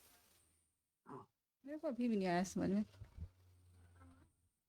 तुम सुनो क्या कह रहे हो? फिर से रिपीट करिए सर। हाँ, मैं फिर से रिपीट करता हूँ, आपका कोई संदेश है समाज के लिए कि किस पेरेंट्स जो हैं किस प्रकार सहायक हो सकते हैं बच्चों की सफलता में, उनकी प्रोग्रेस में? जी जी सर, मैं सबसे पहले यही कहना चाहती हूँ कि जो खास तौर से मम्मियों को अपने बच्चों को देखना होगा कि वो कैसे पढ़ रही है, और किस रूम, उनका रूम सेपरेट होना चाहिए, उनके स्टडी टेबल में जो मतलब हमें खाना प्रोवाइड करना, क्या देना है, क्या करना है, ये सारा उनको ख्याल रखना चाहिए। और आस पास पड़ोसियों को भी अपने घर में नहीं अलाउ करना चाहिए। और जब वो पढ़ रहे हैं, खास तौर पर जब वो लोग पढ़ रहे होंगे, और कैसे उनको जगाना है, क्या करना है, कैसे हमें पढ़ाना है अपने बच्चों को, ये सारा ध्यान रखना चाहिए। और रात में वो कितने बजे तक जाग रहे हैं, तो मम्मियों को भी साथ में अपने बच्चों के साथ जागते रहना चाहिए। और जब वो सो रहे हों तो सो जाइए, जब वो जागें तो उनके लिए क्या करना है, हमें क्या देना है, ये सारा मम्मियों को ख्याल रखना चाहिए। और पेरेंट्स तो ठीक है, पिता तो सब बाहर ही रहते हैं, जो मम्मियाँ हैं वो ही खास तौर से अपने बच्चों पे घर पे ही ध्यान रख पाती हैं कि हमें अपने बच्चों को कैसे सब करना है, क्या करना है, ये सारा ध्यान रखना पड़ता है। बहुत बहुत धन्यवाद मैडम आपका। केला जी, आप आगे का प्रोग्राम को कंटिन्यू कर सकते हैं। जी जी भाई साहब, धन्यवाद। बिल्कुल, बहुत अच्छी बात बताई मैडम आपने, क्योंकि एक योद्धा के लिए सिर्फ उसकी योग्यता और कौशल ही नहीं, उसके जो हथियार होते हैं, उसके जो टूल्स होते हैं, वो भी मायने रखते हैं। तो ठीक वैसे ही एक जी जी कंपटीशन में जो पेरेंट्स की भूमिका है वो बहुत महत्वपूर्ण है। एक मानसिक सपोर्ट, इमोशनल जो क्वेश्चन होता है उसको बैलेंस करने में, साथ ही साथ उनके जो दिनचर्या है उसको नियमित करने में इनका बहुत बड़ी भूमिका होती है। बिल्कुल, बहुत अच्छी बात बताई आपने मैडम, धन्यवाद। जी थैंक यू। चलते चलते बस 2-3 प्रश्न और करूंगा, और उसके बाद हम कार्यक्रम को समाप्त करेंगे। एक प्रश्न आप दोनों लोगों से ही, पहले सपना जी आप थोड़ा सा जानकारी दें। जो इमोशनल कोशेंट होता है, खासकर हमारे जैसे विद्यार्थी जो पिछड़े क्षेत्रों से, ग्रामीण परिवेश या सब टाउन जैसे लेवल से आते हैं, तो वो जनरली इमोशनली थोड़े से उनका जो रहता है वो बैलेंस नहीं होते हैं। जी छोटी छोटी बातें उनको बहुत ज्यादा प्रभावित करती है, पारिवारिक पृष्ठभूमि हो या किसी रिलेटिव की बातें हों, या इस तरीके की चीजें बहुत ज्यादा वो प्रभावित करती हैं, और उनकी बहुत ऊर्जा इसमें वेस्ट हो जाती है, जी जो कि सर, उनको फोकस होना चाहिए अपने करियर को लगाने में। तो इस पे थोड़ा सा प्रकाश डालें आप। बिल्कुल सर। अब जब जिस एज में हम प्रिपरेशन करना स्टार्ट करते हैं, वो वैसे भी एक ऐसी एज होती है जिसमें इमोशनल इम्बैलेंस रहता ही है काफी। तो उस टाइम पे अगर कोई थोड़ी सी भी बात बोलता है, वो काफी ज्यादा हर्ट कर जाती हैं यंगस्टर्स को। तो ऐसे में पूरा जो सपोर्ट है वो फैमिली का, जो बैक सपोर्ट रहता है, वो बहुत मायने रखता है उस टाइम पे, कि आप उन वो मेंटली फैमिली आपको कैसे सपोर्ट कर रही है, या फिर जो, या पेरेंट्स के अलावा कोई और है, आपका फ्रेंड्स है या टीचर है कोई, जो आपको इमोशनली और साइकोलॉजिकली गाइड कर सकता है, वो बहुत मायने रखते हैं। क्योंकि एक मेंटल जो हमारा स्टेटस है वो स्टेबल होना बहुत नेसेसरी है। कर रहे हैं या फिर कोई तैयारी कर रहे हैं, तो ये बहुत ज्यादा जरूरी है। तो उसमें पेरेंट्स या हमारे जो सपोर्ट पर्सन है, उनका रोल बहुत एसेंशियल है, डेफिनेटली। क्या ऐसा नहीं हो सकता कि विद्यार्थी जस्ट लाइक दैट उसको मतलब सोचे ही ना उस बारे में, ऐसा नहीं होना चाहिए क्या? आपको क्या लगता है, आपके साथ अगर ऐसा कुछ हुआ हो निजी, तो आपने उससे कैसे ओवरकम किया? ये वो इंडिविजुअल पर्सनैलिटी पे डिपेंड करता है ना, कि अगर मैं किसी चीज को टॉलरेट कर सकती हूँ तो जरूरी नहीं है कि दूसरा जो पर्सन है वो भी उसको वही बातें बोली गई। एक पर्सन हंस के उड़ा देता है, एक पर्सन उसको सोच जाता है। तो वो ये हम्म, चीजें इंडिविजुअल पर्सनैलिटी पर भी डिपेंड करती हैं। कोई बहुत हम्म, ज्यादा सोच जाता है, कोई कहता है ठीक है ओके जाने दो। और ये सारी चीजें मेच्योरिटी के साथ आती हैं। जैसे जैसे आप फेस करते हैं कंडीशंस को, फर्स्ट टाइम हम्म, बोलेगा बहुत बुरा लगेगा, फिर ठीक है आदत हो जाती है कि चलो ठीक है ये तो बोलते ही रहते हैं, सोसाइटी का काम ही है बोलना, हमको मेरे गोल पे फोकस करना है और मुझे जो अचीव करना है बस मुझे वही देखना है, ये सारी इधर उधर की बातें नहीं सुननी है। ये सारी फिर मेच्योरिटी के साथ बातें आ जाती हैं। बिल्कुल, बहुत और अच्छी। जब भी थोड़ा सोसाइटी में हम एक्सप्लोर करते हैं, एक्सपोज होते हैं, तब से हमें फिर आने लगता है। जी, जी, बहुत अच्छी बात बताई। इस समय के साथ ये चीज़ें खत्म हो जाती हैं और जब एक्सपोज़र मिलता है तो डेफ़िनेटली ये चीज़ें कम होती हैं। जी। एक और प्रश्न, क्या जैसा आपके भाई साहब बता रहे थे, मैंने ये प्रश्न उसी से थोड़ा-सा प्रेरित है। इंग्लिश मीडियम आपके मामले में कैसा रहा? क्या आपको कोई दिक्कत आई इंग्लिश मीडियम में हिंदी मीडियम से आने के बाद? लकीली सर ऐसा कुछ नहीं हुआ, क्योंकि जब भी मैं 10th तक मेरी इंग्लिश बहुत पुअर थी। लेकिन 10th में जब भी कोचिंग की तो मेरे एक टीचर थे शशि सर, उनकी इंग्लिश के गाइडेंस में फिर इम्प्रूवमेंट हुआ।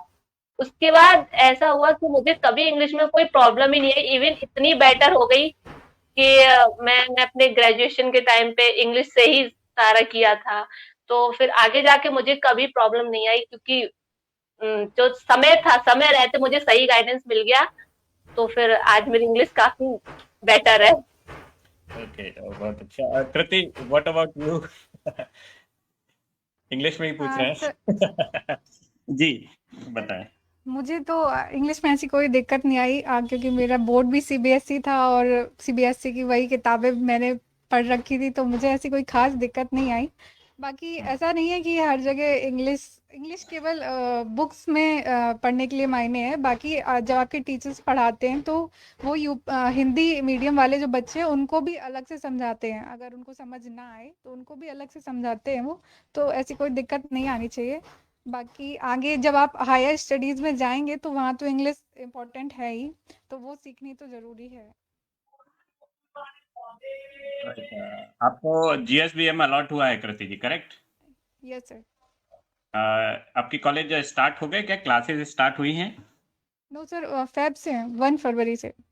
ओके, ओके, ओके, ठीक है। मैं थोड़ा-सा अनुभव के बारे में पूछना चाहता था, but it's okay. Okay, finally बस एक आखिरी क्वेश्चन, पहले सपना जी आपसे पूछना चाहूँगा कि जैसे आजकल एक फाइनेंशियल स्टेबिलिटी को लेके मेरा ये प्रश्न है कि जब आप किसी कोर्स में जाते हैं, खासकर किसी गवर्नमेंट कॉलेज जब आपको अलॉट होता है, तो कई ऐसी फाइनेंशियल स्कीम्स हैं जिनके ज़रिए आप लोन लेके अपनी पढ़ाई कर सकते हैं।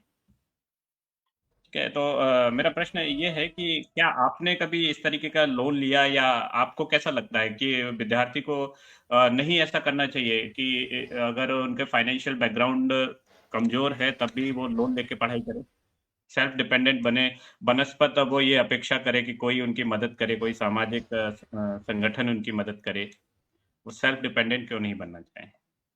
बिल्कुल सर, ऐसा मेरे केस में तो ऐसा नहीं रहा कि मुझे लोन लेना पड़ा हो। लेकिन अगर जरूरत पड़ती है, कोई स्टूडेंट लिटरली वो आगे बढ़ना चाहता है, पढ़ना चाहता है, तो बिल्कुल ऐसा कर सकता है, क्योंकि अपने कैरियर को बनाने के लिए हम कुछ भी कैसे भी करके अपना कैरियर बनाए, मेन फोकस यही है। अगर हम स्टेबल हो जाएंगे तो लोन हम फिर बाद में चुका भी देंगे। तो बिल्कुल मेरे ख्याल से तो ऐसा करना चाहिए, अगर ऐसा करना पड़ता है तो बिल्कुल पॉसिबल है।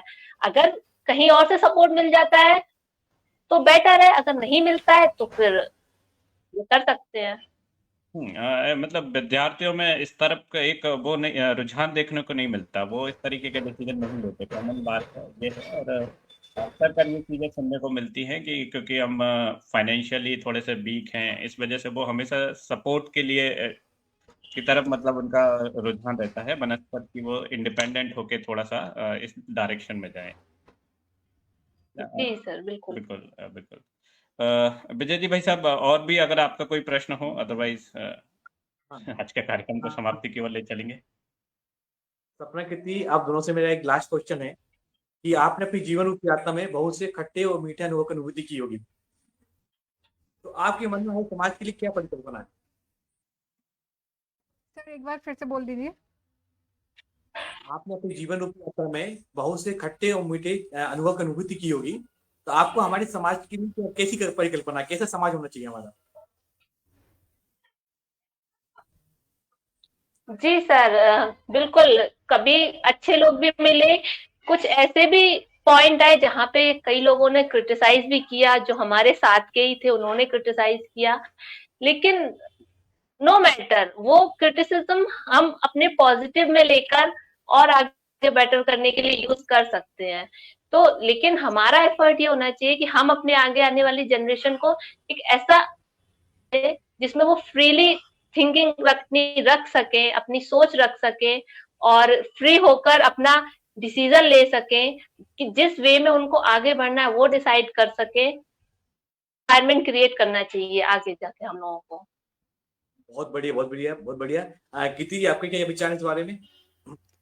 सर मेरे भी यही विचार है कि सोसाइटी काफ़ी इम्पोर्टेंट रोल रखती है एक स्टूडेंट के। काफ़ी बार ऐसा होता है कि कोई स्टूडेंट सक्सेस नहीं पा पाता है तो उसको नेगेटिव कमेंट सोसाइटी की तरफ से आने लगते हैं। तो मैं बस यही कहूँगी कि उस स्टूडेंट को ऐसे कोई घबराने की ज़रूरत नहीं है। उस जो नेगेटिव कमेंट्स आ रहे हैं उसको एज अ चैलेंज लीजिए। और हमारी सोसाइटी को भी ये समझना होगा कि हर बच्चे का एक पोटेंशियल होता है। तो सोसाइटी को भी ऐसा इन्वायरमेंट ऐसा क्रिएट करना चाहिए जैसे सपना दीदी ने बोला। तो सोसाइटी को भी सपोर्ट करना चाहिए उस बच्चे को ऐसा। तो यही मैं इतना ही बोलना चाहूँगी। बहुत बहुत धन्यवाद आप दोनों का। सपना तक कीर्ति, आप दोनों का बहुत बहुत धन्यवाद कि आपने अपने अपने अपने अनुभव को के द्वारा हमारे समाज के नौजवानों को मार्गदर्शित किया। कि आप दोनों का बहुत बहुत धन्यवाद। Thank you thank you sir. Sir, आपने भी हम लोगों को इनवाइट किया उसके लिए। ओके, बेस्ट ऑफ लक आप दोनों के लिए। Thank you sir.